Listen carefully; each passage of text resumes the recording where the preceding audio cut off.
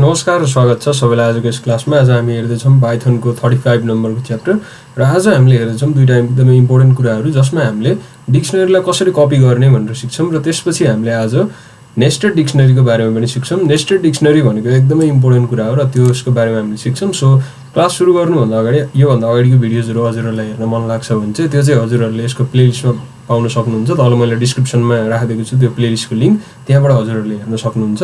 So we can start the chapter now. So फर्स्टमा म हाम्रो एउटा डिक्सनरी बनाउँछु र डिक्सनरीमा मैले एउटा स्टुडेन्ट नामको डिक्सनरी बनाएँ।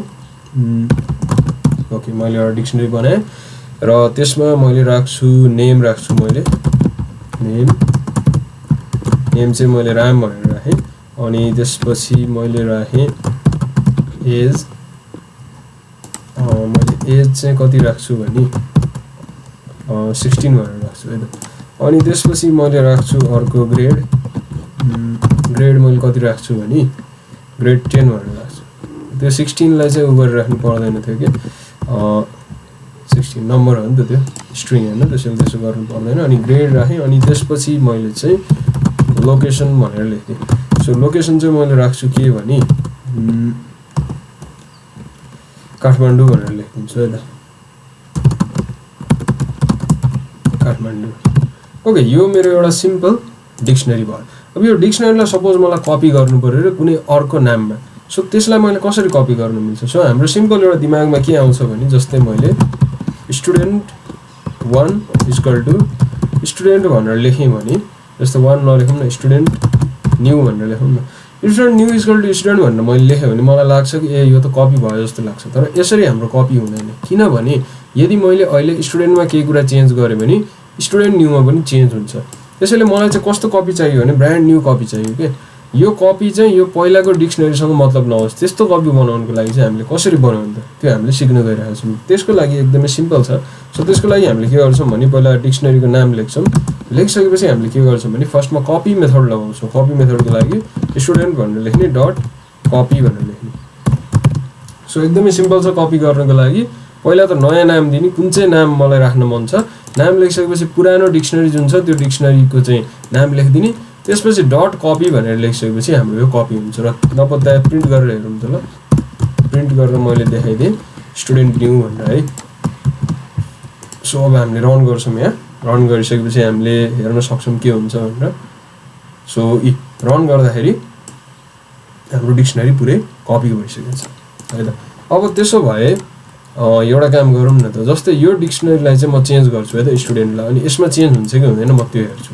सो मैले त्यसको लागि स्टुडेन्ट भन्नेलाई चाहिँ क्लियर गरिदिएँ। सो क्लियर गरेपछि के हुन्छ हामी सबैलाई थाहा छ, त्यो खाली हुन्छ। सो एकचोटि हेरौँ। सो अझै पनि यो खाली भएन र अब एकचोटि मलाई प्रिन्ट स्टुडेन्ट गर्न मन लाग्यो त। सो प्रिन्ट स्टुडेन्ट गरेपछि के हुँदो रहेछ हेरौँ त ल। हेर्नुहोस् त, स्टुडेन्टलाई प्रिन्ट गर्दाखेरि यहाँ खाली देखाइरहेछ भने स्टुडेन्ट न्यूलाई प्रिन्ट गर्दाखेरि मजासँग डिक्सनरी देखाइरहेछ। So we have successfully copied the dictionary. र कपी गर्ने अर्को पनि एउटा सिम्पल तरिका छ, त्यो के हो भने स्टुडेन्ट न्यू 1 भनेर मैले लेखेँ है त। सो त्यसको लागि एकदमै सिम्पल, डिक्ट हामी फङ्सनको युज गर्छौँ। डिक्टभित्र हामी डिक्सनरीको नाम लेखिदिन्छौँ। सिम्पल, कुन चाहिँ डिक्सनरीलाई कपी गर्ने हो त्यो डिक्सनरीको चाहिँ नाम हामीले कसभित्र राखिदिन्छौँ, डिक्ट भन्ने फङ्सनभित्र राखिदिन्छौँ। त्यसपछि हाम्रो प्रिन्ट गरेर हेरौँ त ल। स्टुडेन्ट न्यूमा न्यू 1लाई चाहिँ प्रिन्ट गर्नुपर्छ अब। ओके, स्टुडेन्ट न्यू 1लाई हामीले प्रिन्ट गऱ्यौँ। सो प्रिन्ट गरिसकेपछि हामीले यहाँ हेर्न सक्छौँ, यता पनि देखाइरहेको छ तर एकछिन है, यसले खाली देखायो। ओके, यसले खाली किन देखायो थाहा छ, किनभने हामीले अघि नै यहाँ स्टुडेन्टलाई क्लियर गरिसक्यौँ। सो त्यसलाई म सार्न चाहन्छु तल। अब चाहिँ हेरौँ है त के हुन्छ। अहिले के भएछ भने खाली भइसकेको थियो यो, अनि त्यो खालीलाई चाहिँ हामीले कपी गऱ्यौँ कि यहाँ। अब मैले खाली तल गर्दैछु किनभने यो तल आयो नि त। अहिले तल आएपछि अब त्यतापट्टि खाली हुन्छ है त। सो अहिले हामीले हेर्दाखेरि हेर्न सक्छौँ यहाँबाट मजासँग चाहिँ हामीले यहाँ देख्न सक्छौँ स्टुडेन्ट न्यू 1 पनि हाम्रो प्रिन्ट भयो। भनेपछि कसरी कपी गर्ने रहेछ भन्ने कुरा हामी एकदमै क्लियर भयौँ। त्यसपछि हामी अर्को एउटा काम गर्छौँ, त्यो के हो भने नेस्टेड डिक्सनरीको बारेमा पढ्छौँ, जुन यो डिक्सनरीभरिको सबभन्दा इम्पोर्टेन्ट कुरा हो। जति पनि हाम्रो प्रोग्रामहरू बन्छ त्यसमा यही चिज नै युज हुन्छ। जस्तै फर इक्जाम्पल हाम्रो फेसबुकमा जुन हाम्रो फ्रेन्डको लिस्टहरू हुन्छ त्यो यस्तै गरी नै स्टोर भएर बसेको हुन्छ। र कुनै पनि डिक्सनरी सिम्पल हुँदैन, धेरैजसो डिक्सनरी नेस्टेड नै हुन्छ। नेस्टेड भनेको डिक्सनरीभित्र अर्को डिक्सनरी। सो कसरी हुन्छ त त्यो हामी हेर्छौँ है त अब। सो त्यसको लागि म एउटा यहाँ डिक्सनरी बनाउँछु। ओके, मेरो एउटा कम्पनी छ अरे, त्यो कम्पनीको इम्प्लोइहरूको चाहिँ मैले यहाँ लिस्ट लेख्नु छ अरे है। अब सो ओके, मैले यहाँ लिस्ट लेख्दैछु। त्यसको लागि मैले के गर्छु भने इम्प्लोइ लेखिसकेपछि त्यो इम्प्लोइको नाम राम होला होइन। अनि जस्तै अब रामको मैले यहाँ के लेखेँ भने स्यालेरी लेखेँ है त 23,000। ओके, अनि त्यसपछि मैले श्यामको यहाँ स्यालेरी लेखेँ 24,000। ओके, अनि त्यसपछि मैले हरिको यहाँ स्यालेरी लेखेँ 34,000। ओके, यो तिनजनाको स्यालेरी त मैले मजासँग लेखेँ। तर मलाई यदि यो राम भन्ने चिजभित्रै उसको सबै अरू चिज पनि हाल्न मन लाग्यो भने मैले के गर्छु, त्यसको लागि त मलाई त गाह्रो पर्छ। सो त्यसको लागि मैले यहाँ के गर्छु भने अब डिक्सनरीभित्र पनि एउटा नयाँ डिक्सनरी बनाउँछु। सो त्यसको लागि एकदमै सिम्पल छ। मैले यहाँ के गर्छु भने डिक्सनरीको ब्र्याकेट हालिदिन्छु, त्यसपछि इन्टर गरिदिन्छु, यहाँ खाली हुन्छ र अब रामको बारेमा जे पनि छ मैले त्यो यहाँ चाहिँ सबै भरिदिन्छु। जस्तै अब मैले उसको पहिला त स्यालेरी नै राखौँ होइन। सो उसको स्यालेरी चाहिँ मैले यहाँ कति राख्थेँ भने 23,000 भनेर राख्थेँ। अब उसको अरू चिज पनि मैले चाहिँ हाल्न मिल्यो क्या, जस्तै मैले एज पनि हाल्न मिल्यो। एज उसको कति हुन्छ 30 राखिदिएँ मैले।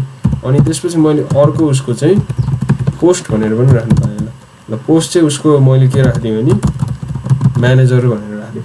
सो मैले यहाँ यस्तो धेरै चिजहरू चाहिँ यहाँ चलाउनु मिल्यो क्या।